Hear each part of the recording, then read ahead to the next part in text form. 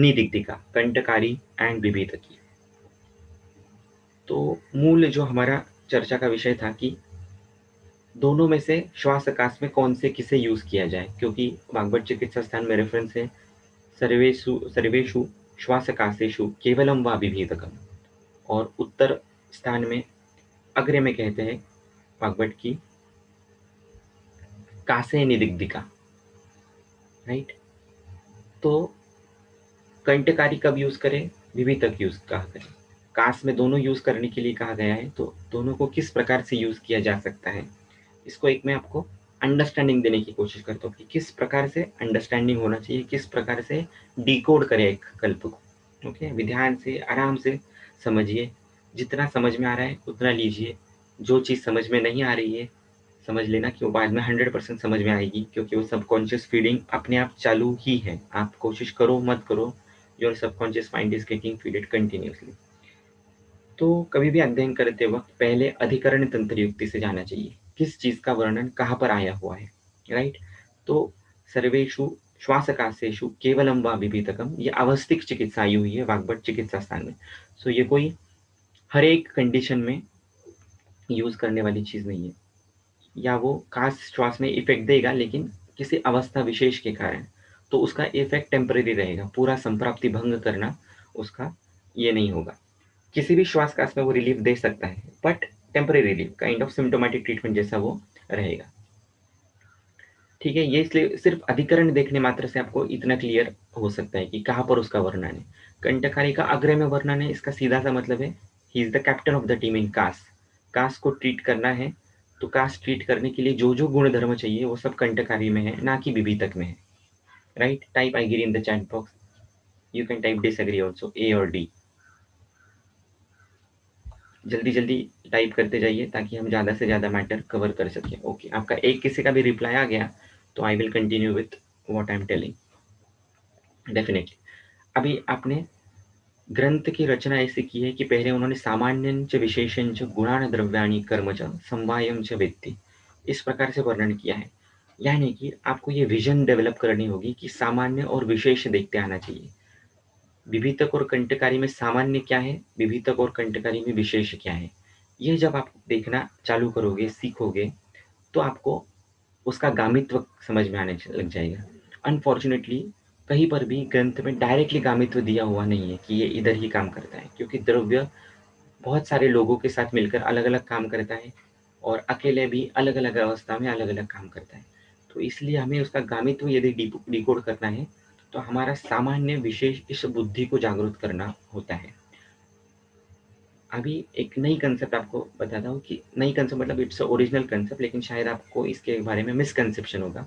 तो सामान्य विशेष जो है ये षड पदार्थ है, ये कोई द्रव्य नहीं है। फिर से अच्छे से सुनिएगा, सामान्य विशेष ये षड पदार्थ में से दो है, सबसे इम्पोर्टेंट पहले दो पदार्थ है क्योंकि इनका वर्णन चरक ने पहले किया है। ये कोई द्रव्य नहीं है, ये भाव है। सामान्य और विशेष ये बुद्धि के अंतर्गत आने वाला भाव है।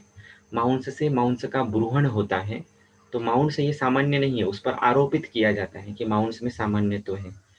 सामान्यत्व is the logic which goes into your mind, विशेष is the logic that goes into your mind. ये बुद्धि के अंतर्गत होने वाला भाव है, बुद्धि के अंतर्गत वाला पदार्थ है, ना कि कोई द्रव्य है जिसे आप देख सकते हो। Type if you agree with me in the chat box. A for agree, C for confused, D for disagree.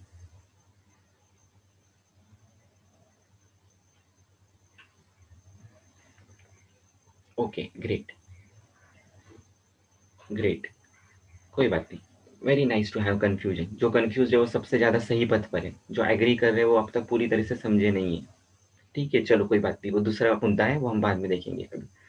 तो सामान्य और विशेष इसको कभी मत भूलना। जब भी किसी भी द्रव्य को देखो तो पहले ये सोचो कि सामान्य क्या है, what is the common in relation to व्याधि और द्रव्य, व्हाट इज द डिफरेंस। तो हमने उस दिन डिस्कस करते करते अपने आप उसका किसी शायद प्रियंका मैम ने सामान्य विशेष और उसके ऊपर ठीक से बता दिया था कि सामान्य विशेष रस वीर्य विपाक में कैसा डिफरेंस है। विभितक मधुर विपाक है, कंटकारी कटु विपाक है। विभितकी में तीक्ष्ण गुण वैसा नहीं है, कंटकारी में तीक्ष्ण गुण है। इस प्रकार से हमने उसको पूरी तरह से देखा था। तो ये देखने मात्र से आपको कुछ-कुछ चीज़ों में अंदाज़ आना शुरू हो जाएगा। उसके बाद में फिर हम ग्रंथ को एक्सप्लोर करना शुरू करेंगे कि किस प्रकार से इसका ये करना चाहिए। फिर एक विशेष से उसको अध्ययन करना चाहिए कि ऐसी कौन-सी चीज़ें जो विविधक को सेट अपार्ट करती है या ऐसी कौन-सी चीज़ें कंटकारी को अलग बनाती है। तो मैंने आपको उदाहरण दिया था कि रुद्रोग, कंटकारी कोई भी निघंटु आप उठा लो, वहाँ पर रुद्र या रुद्रोग, रुद्र अनिल नाशनाय, रुद्रोग नाशनाय, रुद्र इस प्रकार का वर्णन केवल कंटकारी में है, विविधक में नहीं है। सो इसका सीधा-सा मतलब ये है कि हृदय इस अवयव पर उसका विशेष प्रभाव है, किसका? कंटकारी का। तो अभी ये एक-एक कांसेप्ट जो है ये माइंड में फीड करते चले जाइए, बाद में हम उस सब धागों को एक साथ जोड़ेंगे। विविधक मदकृत है, विविधक मदकृत है, मद निर्माण करने वाला है। कंटकारी ये मदात्य की चिकित्सा में आया हुआ है, मदात्य का नाश करने वाला ये कंटकारी का स्वभाव है, राइट? उसके बाद विविधक को बाल क्रीड़नक कहा गया है। विविधक की खास करके बच्चों के रोगों में यूज़ किया जाता है। कास किसी प्रकार का होगा, खास करके बच्चों में कास होगा, तो उस प्रकार वहाँ पर विविधक यूज़ होगा और बाकी इन जनरल आगरे में तो कंटकारी है ही।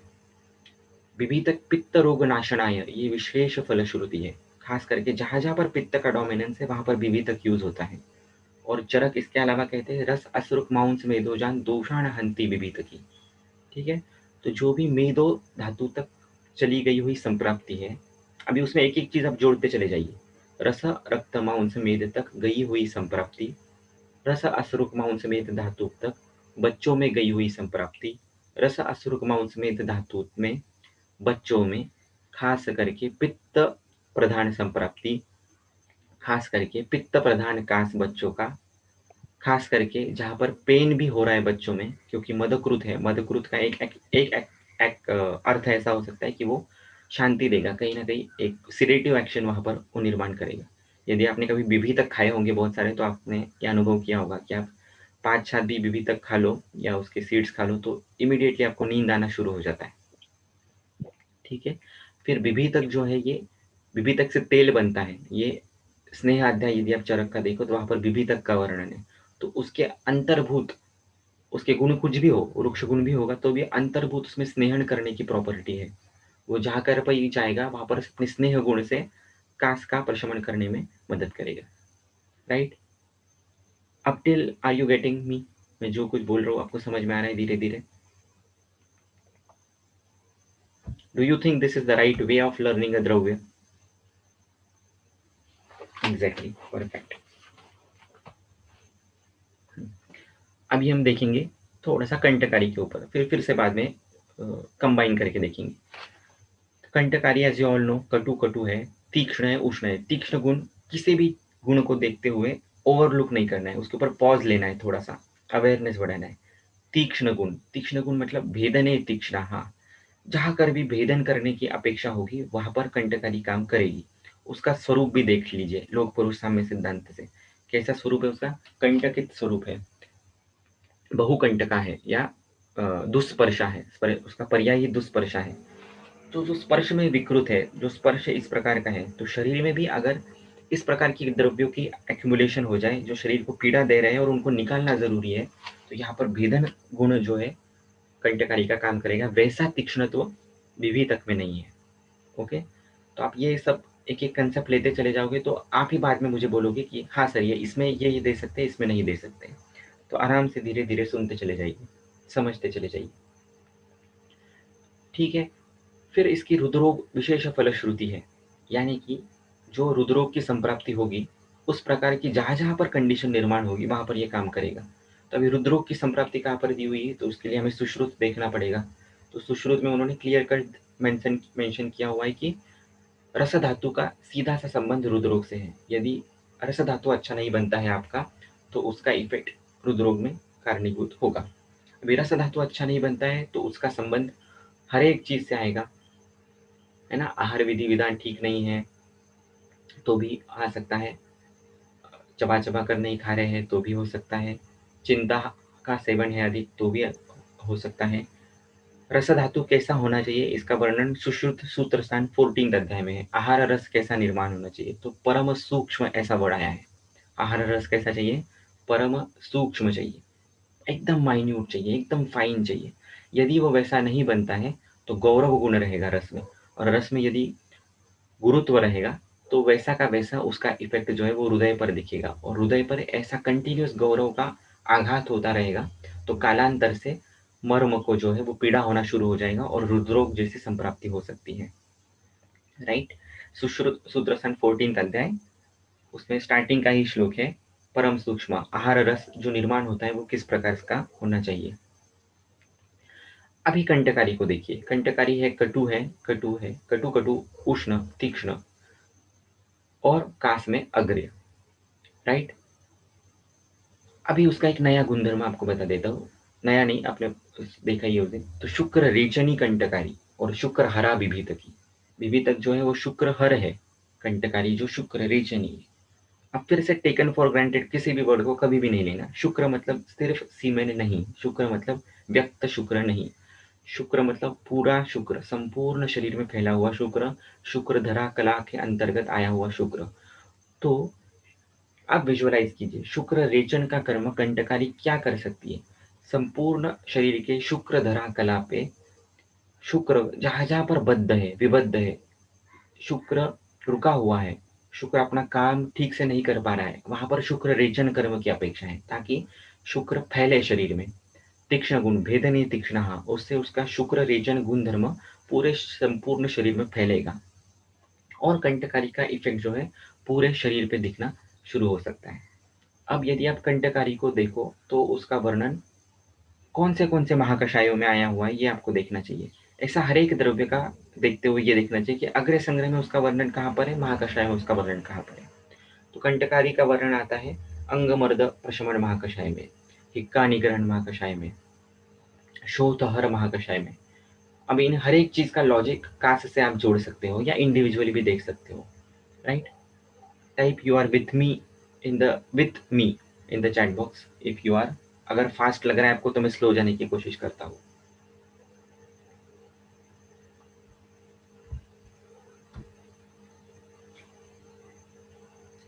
Yes, thank you. सो मैं कहाँ पे था, please remind me again what am I talking, किस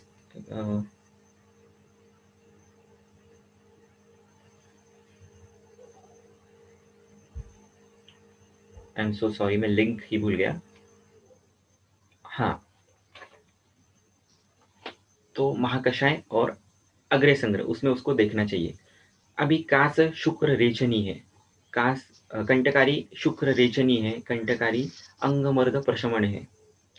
अब शुक्र वेगावरोध की यदि आप लक्षण देखो तो अंगमर्द वहां पर एक लक्षण आपको दिखना शुरू हो जाएगा। ऐसी विजन डेवलप होती है। अंगमर्द वर्ड को लेना है और देखना है चरक संहिता में कहाँ पर आया है। चरक सूत्र स्थान 17 अध्याय देखो तो उसमें वात पित्त वृद्ध कफ क्षीण जो अवस्था है वहां पर अंगमर्द का उल्लेख है। तो ऐसे आपको कनेक्शन एस्टेब्लिश करने होते हैं। यानी कोई भी पेशेंट यदि शुक्र वेग से रिलेटेड संप्राप्ति लेकर आता है, शुक्र वेगावरोध करता है, मैस्टरबेशन करता है, व्यवाय का अतियोग होता है और उसके कारण यदि उसका कास निर्माण हो रहा है तो डेफिनेटली वहां पर कंटकारी काम करेगी, करेगी या नहीं करेगी। भले ही फिर वो कटुरस कटु विपाक क्यों ना हो।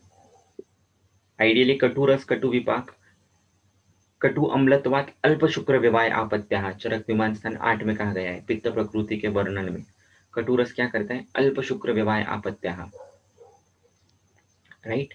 Still because we have taken so many things into consideration, इस लॉजिक के हिसाब से क्या कंटकारी काम करेगी क्या नहीं शुक्र वेगावरोध में, और फिर भी आपको लगता है कि उसका कटुरस कटु विपाक जो है ये शुक्र को कम करेगा और शुक्र को विपरीत करेगा, तो आप उसको कल्पना अलग बदल के दो। कंटकारी क्षीरपाक आप उसको दे सकते हो, कंटकारी को घृत के साथ दे सकते हो। राइट। इसी प्रकार का आइडिया जो है वो चरक करते हैं। चरक कास चिकित्सा यदि आप देखो तो उसमें कंटकारी गुडुची घृत, सर्वप्रथम घृत आया है, कंटकारी गुडुची और कंटकारी और गुडुची का घृत, और उसकी फलश्रुति है वातज कासनाशन और वन्नी दीपन। अब कंटकारी के सिर्फ रस वीर्य विपाक से जाओगे तो कहीं पर भी वो वातज कासनाशक है ऐसा दिखेगा नहीं आपको, बाई मीन रस और विपाक से। ठीक है।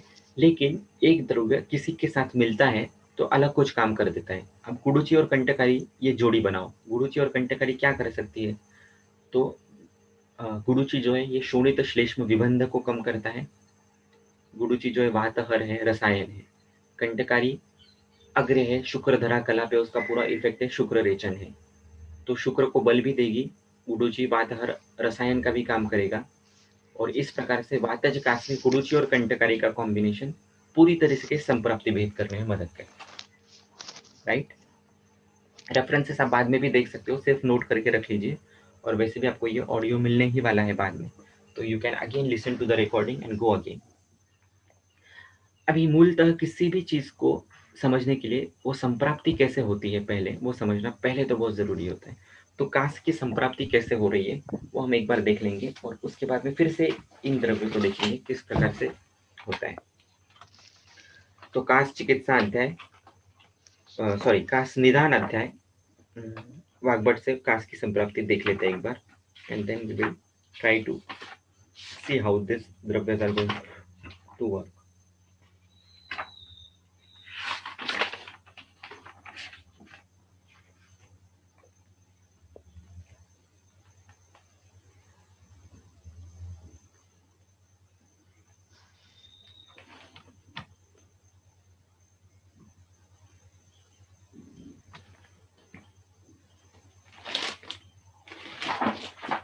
एक सेकेंड चलिए।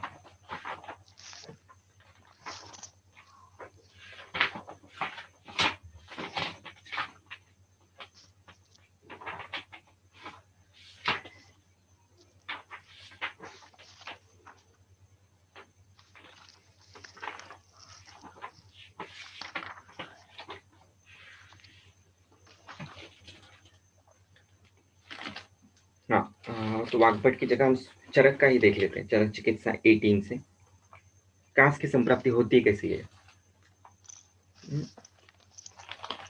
ये भी मैं डिटेल में नहीं बताऊंगा, जितना जरूरी है उतना पोर्शन अभी देखते हैं।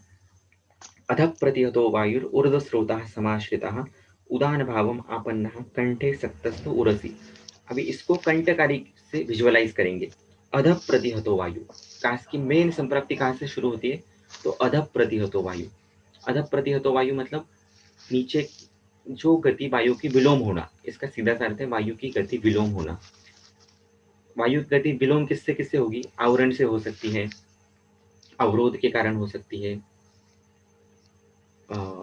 वेग धारण के कारण हो सकती है। तो जिस किसी कारण से वायु की गति विलोमित हो रही है उसकी वजह से अधः प्रतिहतो, उसके कारण वायु जो है वो क्या करता है, ऊर्ध्व स्रोतः समाश्रितः, ऊपर के स्रोतों में फैल जाता है। और उदान भावम आपन्नः, उदान भाव उसको प्राप्त होता है, यानी कि उदान की गति उसको प्राप्त होती है। उदान की गति कैसी है, जैसे प्राण की गति अंदर से बाहर है, उदान की गति बाहर से अंदर है, और इसीलिए काश की निर्मित होती है। कंठे सक्तस्थ उरसी, और फिर क्या होता है, कंठे तथा उरसी सक्ता वायु। अभी इसको अन्वय लगाना है, अन्वय लगाना यानी श्लोक को समझना। तो आज एक थोड़ा सा ऐसा भी कर लेते हैं, इस श्लोक के माध्यम से अन्वय से कैसे एक संप्राप्ति को समझे वो भी हम देख लेते हैं। यदि आपने निकाला होगा चरक चिकित्सा स्थान 18 अध्याय 6 श्लोक तो वेल एंड गुड, अदरवाइज मैं पढ़ता हूँ। अधः प्रतिहतो वायुः ऊर्ध्वस्रोतः समाश्रितः उदान भावम् आपन्नः कंठे सक्तस्थ उरसि आविश्य शिरसः खाणि सर्वाणि प्रतिपूरयन् आभञ्जन्नाक्षिपण देहं हनुमन्ये तथाक्षिणि नेत्रे पृष्ठम् उरः पार्श्वे निर्भुज्य स्तंभयोंस्ततः शुष्को वा सकपो वा अपि कस्नात् कास उच्यते। अब एकदम आराम से ध्यान से सुनिएगा। अभी इसको अन्वय लगाना है। अन्वय लगाने के लिए कई श्लोक जो है वो शब्द इधर उधर फैले हुए होते हैं, हमको एक साथ जोड़ना होता है। श्लोकों की रचना करने के लिए उन श्लोकों को अलग प्रकार से जोड़ा हुआ रहता है, लेकिन एक्चुअल में यदि आप उसको अन्वय से पढ़ो तो आपको भाषांतर ट्रांसलेशन पढ़ने की भी जरूरत नहीं होती है। अभी मैं आपको यहाँ पर अन्वय बता देता हूँ, आपको खुद समझ जाएगा अर्थ उसका। अधः प्रतिहतो अधः प्रतिहताः ऊर्ध्वस्रोताः श्रमाश्रिताः उदानभावम् आपन्नाः कंठे तथा उरसि सक्ताः वायुः आविश्य शिरसः सर्वाणि खाणि प्रतिपूरयन्। ठीक है, अधः प्रतिहत जो वायु मार्गावरोध के कारण ऊर्ध्व स्रोतों में जा रहा है, उदान भाव को व्याप्त कर रहा है प्राप्त, कंठ और उर्व को सक्त कर रहा है, यहाँ यानी कि वहां पर रुक कर विशेष लक्षणों को निर्मित कर रहा है, वो वायु आवेश्य शिरसः सर्वाणि खानि प्रतिपूरय। अब ये बहुत बड़ा इंपॉर्टेंट क्रक्स है। ये कास की संप्राप्ति में शिर का वर्णन आया है।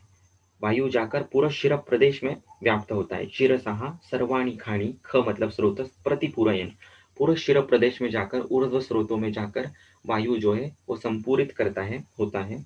देहम आभंजन, और उसके बाद में क्या क्या होता है उन्होंने दिया है। हनुमन्ये तथा अक्षिणी आक्षिपण, नेत्रे पृष्ठम उरः पार्श्वे निर्भुज्य तथा स्तंभयन, शुष्क वा सकफ वा अपि कस्नात् कास उच्यते।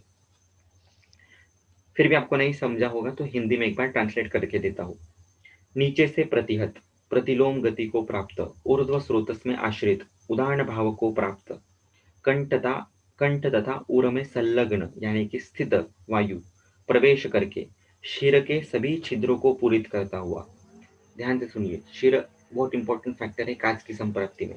शिर के सभी छिद्रों को पूरित करता हुआ, शरीर को तोड़ता हुआ, हनु मन्या और आंखों को आक्षेपित करता हुआ, खींचता हुआ, नेत्र पृष्ठ उर पार्श्व को आक्षेपित करता हुआ, तदनंतर शरीर को स्तंभित करता हुआ, शुष्क अथवा कफ के साथ कसन करने के कारण कास को कहलाता है। संप्राप्ति एकदम क्लियर हो गई है? Type yes in the chat box. तो हम आगे बढ़ते हैं। ग्रेट। अभी विजुअलाइज कीजिए कंठकारी को। हम्म? उसको शिर तक फैलना पड़ेगा। कास को अगर हील करना है तो सिर्फ उरग प्रदेश तक जाके कोई फायदा नहीं, उसको शिर तक पहुंचना है। शिर तक पहुंचने के लिए उसको तीक्ष्ण गुण होना, उष्ण गुण होना बहुत जरूरी है, क्योंकि भेदने तीक्ष्णः स्वेदने उष्णः। उसको सूक्ष्म स्रोतोगामित्व कब मिलेगा? जब वो उसमें ये गुण होंगे तब। कंठकारी अंगवर्ध प्रशमन महाकषाय में है। और अब यहाँ के सब बाद में अवयव देखिए, पृष्ठ उरु पार्श्व इन सब जगह पर पीड़ा होना शुरू हो जाता है कास के पेशेंट में। हम लोग कास को सिर्फ अभी सिर्फ एक खांसी वाला रेगुलर कास सिम्टम मात्र मत समझिए। जिस व्यक्ति को कास ये व्याधि ही हो चुका है उसको विजुअलाइज कीजिए, जो कास से पूरी तरह से त्रस्त है, क्योंकि ये पूर्ण संप्राप्ति है। उसकी हालत क्या होगी जस्ट विजुअलाइज कीजिए। कास कोई साधारण व्याधि नहीं है, बहुत बड़ा व्याधि है, राइट? तो उसको विजुअलाइज कीजिए क्या क्या हो सकता है। उसका शिर प्रदेश अफेक्ट होगा। शिरसी इंद्रियाणी, सभी इंद्रिय शिर में रहते हैं तो उसकी इंद्रिय भी अफेक्ट करना शुरू हो जाएगा। उसका नेत्र पृष्ठ उरु पार्श्व सभी रीजन में भी उसको पीड़ा होना शुरू हो जाएगा। कंठ में उसका विकृति आना शुरू हो जाएगा। कंठ महामर्म है, सॉरी कंठ मर्म है, रक्त का स्थान है, तो उसके रक्त में भी विकृति आना शुरू हो जाएगा। अत्ययिक अवस्था आना शुरू हो जाएगा। कंठकारी पुनः कंठ है, तो कंठ मतलब सिर्फ गले के लिए अच्छा इस अर्थ में नहीं, तो वहां पर कंठ के जो जो रीजन है, रक्त प्रदेश को भी वो बल देने वाला है, कंठ को भी बल देने वाला है। उदान भावम आपन्ना ये संप्राप्ति है, यानी कि उदान भाव को नॉर्मल करने वाला है। उदान का प्रमुख कर्म है प्रयत्न ऊर्जा बल वर्ण स्मृति क्रिया, यानी कंठकारी का इफेक्ट हर एक इस एस्पेक्ट पे जाएगा। आपका प्रयत्न भी बढ़ाएगा, बल भी बढ़ाएगा, ऊर्जा भी बढ़ाएगा, वर्ण भी बढ़ाएगा। अब सोचो कंठकारी आग्रह है या नहीं, और है तो क्यों है, और विभितक नहीं है तो क्यों नहीं है। Isn't it amazing?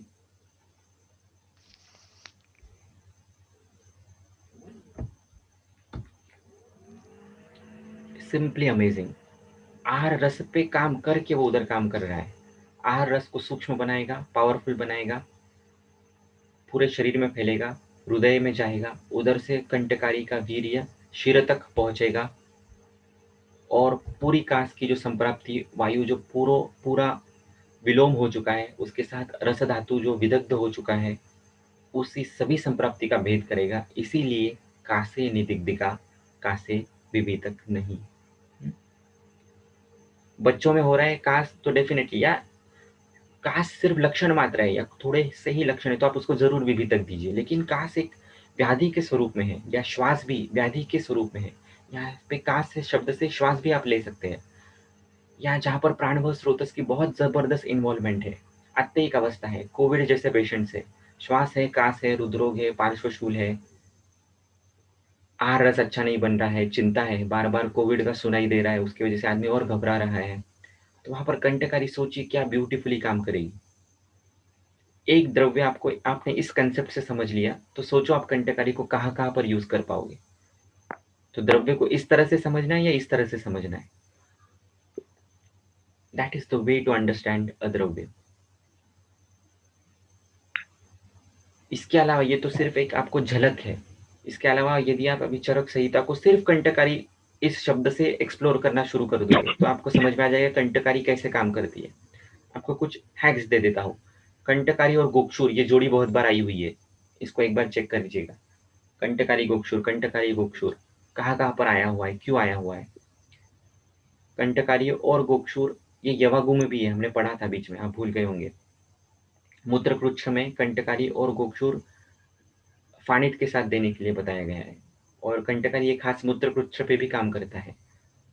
पुनः वही देखिए, जहां जहां पर अश्वनी के कारण कास है वहां पर कंटकारी काम करेगी गोक्षुर के साथ, राइट। कंटकारी एक अभी आपको क्वेश्चन पूछता हूँ, इसका अगर कोई आंसर देता है तो उसको आज कैश प्राइज मिलेगी 1000 रुपीज का। दीपन पाचन गण ये कहाँ पर आया हुआ है चरक में, डायरेक्ट ऐसा गण है जिसका नाम ही है दीपन पाचन गण। 30 सेकंड्स में जो आंसर देगा उसको प्राइज मिलेगा, नहीं तो नहीं। एग्जैक्ट आपको रेफरेंस बताया, एग्जैक्ट रेफरेंस मतलब किस में आया हुआ है। काश चिकित्सा, ओके। जो एग्जैक्ट रेफरेंस बता देगा मुझे 1 मिनट में।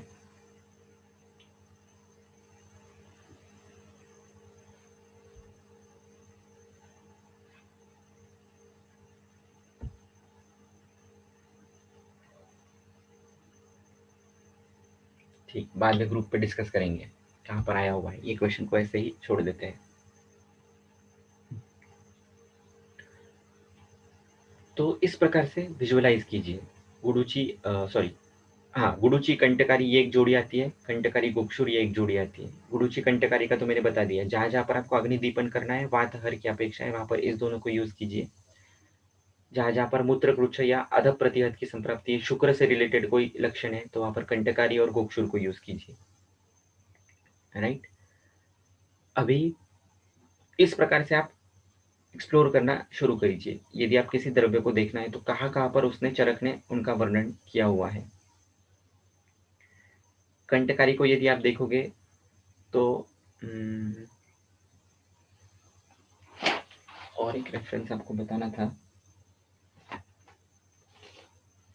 एक सेकेंड।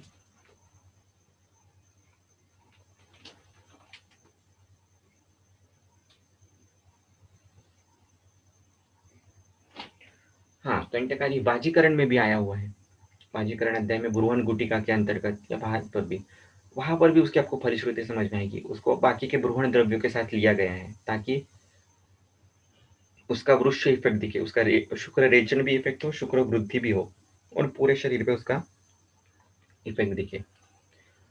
तो अब मुझे बताइए, कोई भी कास्ट का पेशेंट आपके पास आने दीजिए, एनी पेशेंट, सादे कास्ट से लेकर आईसीयू वाले कास्ट तक, क्या आप उसको कंटकारी या विभेदक से ट्रीट कर सकते हो या नहीं कर सकते हो। बहुत सारी कल्पनाएं उसको आप बाद में लगा सकते हो, दुष्यदेश बल काल वो लॉजिक तो अभी हमने सोचा भी नहीं, उससे सोचेंगे तो और प्रिसीजन आएगा। Amazing, it's really fantastic. ICU के पेशेंट में तो आप यूश दे सकते हो, यूश कल्पना। ये भी एक रेफरेंस आया हुआ है, मुद्गयूष जो है कंटकारी के साथ और अमलकी के साथ यदि हम देते हैं तो कोई भी कांस, रुद्रोग, पार्श्वशूल इसका भी निवारण होता है। सिंपल, मुद्गयूष कंटकारी स्वरस डाल के या कंटकारी का कषाय बनाना है, यवागु बना लेनी है। कंटकारी का काढ़ा बना लीजिए और उस काढ़े में फिर यवागु यानी कि मुद्ग सिद्ध कर लीजिए और उसमें अमलकी का स्वरस डालिए या अमलकी का कल्क डालकर उसको आप दे सकते हैं। सिंपल कास्ट में तो इसके जैसा कोई फॉर्मूला नहीं है। 1 या 2 दिन में कोई भी कास्ट सिर्फ इस यूश मात्र से कम हो सकता है। कास्ट क्या, कास्ट से श्वास भी, श्वास की अत्ययिक अवस्था में भी इसको आप यूज कर सकते हो। और एक आपको क्रक्स बता देता हूँ। अब जब आपने इस प्रकार से अध्ययन किया है ना, और तब आप उसे यूज करोगे तो ही ये द्रव्य काम करता है। ये सबसे बड़ा इंपॉर्टेंट है। अगर मैंने आपको ये फॉर्मूला दे दिया है तो ये काम नहीं करता है। आप इसे मानो या न मानो, ये तत्वावबोध होता है। द्रव्य इस प्रकार से काम करते हैं। ग्रंथकारों की ये अपेक्षा होती है कि आप उसको समझो पूरी तरह से। जब आप उसको पूरा समझना शुरू कर देते हो तब जाके कहीं वो द्रव्य सच में वैसे काम करता है। ठीक है, ठीक है। ये बाकू प्रिपरेशन कैसे करना है, 10 ग्राम कोई भी द्रव्य ले लीजिए, 5 से 10 ग्राम, और 640 ml पानी ले लीजिए, उसका काढ़ा बना लीजिए। आधा ही काढ़ा बनाना होता है इसमें, 320 ml तक उसको कर लिया। फिर 320 ml काढ़ा हो गया। अभी आपको जो भी कोई आहारीय द्रव्य लेना है, वो अभी यूष बनाना है सपोज, तो उसमें 14 भाग पानी चाहिए ना, तो अभी 320 ml हमारे पास हुआ है, तो 300 ml पकड़ के चलिए, तो करीब 20 ग्राम आपको मुद्ग लगेगा। 20 ग्राम मुद्ग को थोड़ा सा भून लेना है ऐसे ही। फिर इस 20 ग्राम भुने हुए मुद्ग में आपको ये 300 ml कंटकारी का कषाय डालना है और उसको पकाना है पूरा अच्छी तरीके से।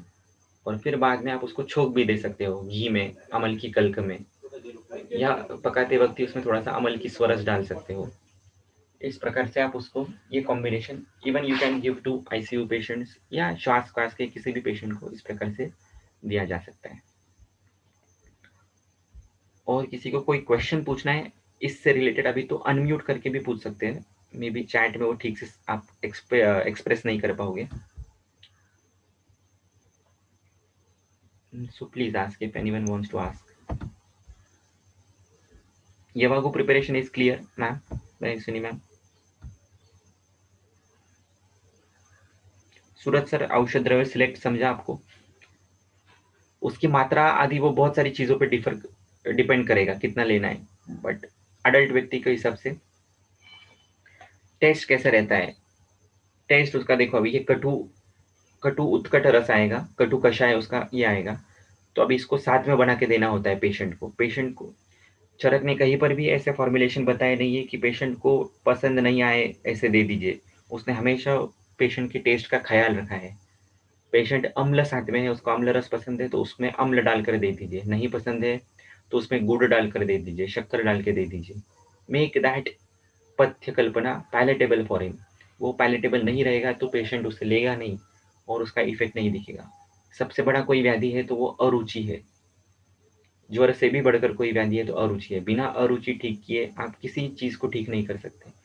सो you have to be an expert chef, expert cook, in order to make पथ्य कल्पना palatable to your patients.